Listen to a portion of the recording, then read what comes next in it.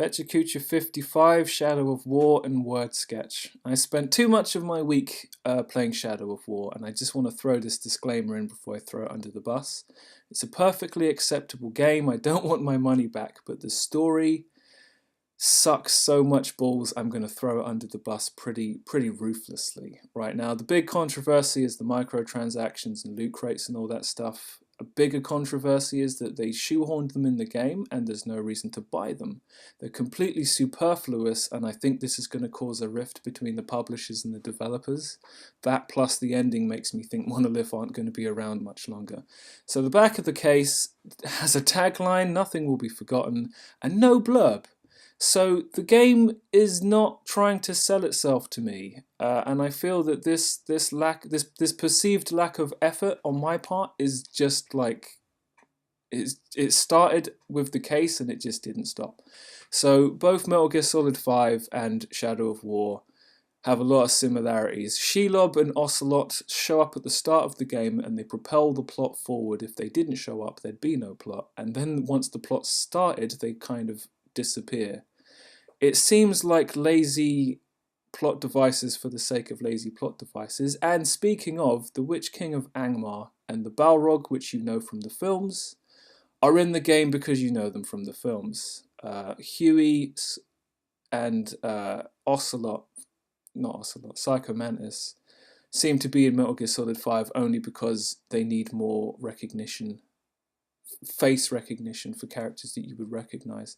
2/3 of the way through the game, the plot just point blank stops and you are forced to play about 15 to 30 base defense missions back to back before you unlock the final ending. It's an incredibly poor decision in terms of pacing, and again it reminds me of Metal Gear Solid 5.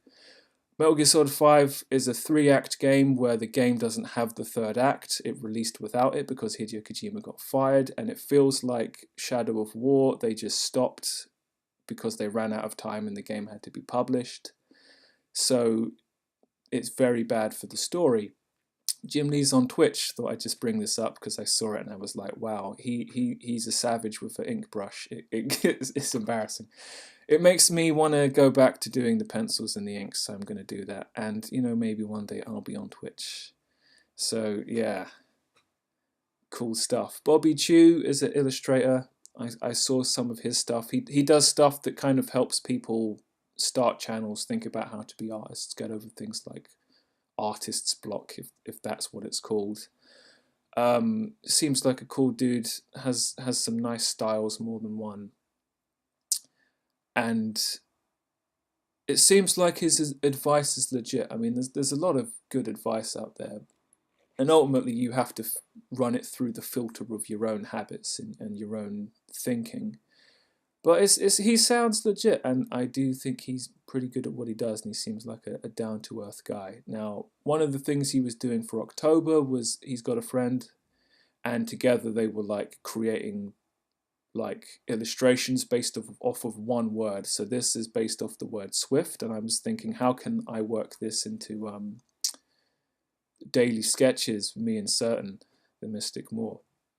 So I was thinking of this idea, like, you get a word, we're just going to steal theirs, come up with a little 5-minute thumbnail, to get some reference images, look at them for 10 minutes, and then like try and work that into your style for another 10 minutes, and then you get 10 minutes after that to do a final thumbnail. So you kind of control the time, and when they did Swift, they did a guy in a dinosaur. When I thought Swift, I thought of the Flash. So I just found a little picture of his costume, just drew him a little bit, had a look at his ears, the way his costume works, super basic stuff, right? And then I just did a little basic final thumbnail of him kind of zooming through the Batcave. All it is he's winking, he's got the thumbs up, Superman and Batman in the background with their capes in the air. And that's really just the premise of the idea. It's not about like finished work. I mean, obviously this was super rushed, and I did one for Divided, which is another word. I can't remember what they did, but it instantly made me think of the controversy around Deus Ex Mankind Divided. So I just got like a crowd harassing the main character outside of the Square Enix building. JC Denton was supposed to be in the background shrugging like this isn't my problem, but yeah, I forgot to put him in. So Seven Demon shit, that's like my ode to manga that I need to get on with. I'm trying to figure out how to draw the main characters again, and I'm realizing that I've got like manga shortcut versions of some of the characters, but they couldn't really be rendered in 3D. So like my Pigman Bal, I actually looked at pictures of pigs, and like so now his ears have changed, but I have to make him manga-y still and make sure that his like construction, like his eyes and his chin, don't like they make him look. They give him the character traits I want him to have. So I did do a little bit of daily sketching this week, and drawing a straight up manga character. It's almost like it's such a simple drawing. The pressure is on because it means you really do need to get every line in the right place. And you can see how I humanized Trunks by making his head more proportionate to his body. And probably the highlight of the week was actually drawing a picture of Vegeta that looks like Vegeta. I don't do that very often. And I went back to his head several times and it's still slightly wrong. But yeah, it's a good picture. It's funny because I look at the coloring and think maybe it's been recolored by someone else. Because yeah, some of the brushwork looks a bit iffy. But never mind that. Right, so a little rough idea for the rest of the year is just try and get something going with the Smiley Show before the end of October, sort out a Patreon and you know, put pen to paper. And then November is you know, try and have something to publish for the Seven Demon shit. Some kind of preliminary start to the narrative and just get into the practice of putting it in panels and drawing all the characters. And then December is like maybe put myself on like places like People Per Hour as a commission artist, and see if I can navigate that more commercial area of illustration. I mean, really, I've got to do something. I can't stay on the dole faffing about forever.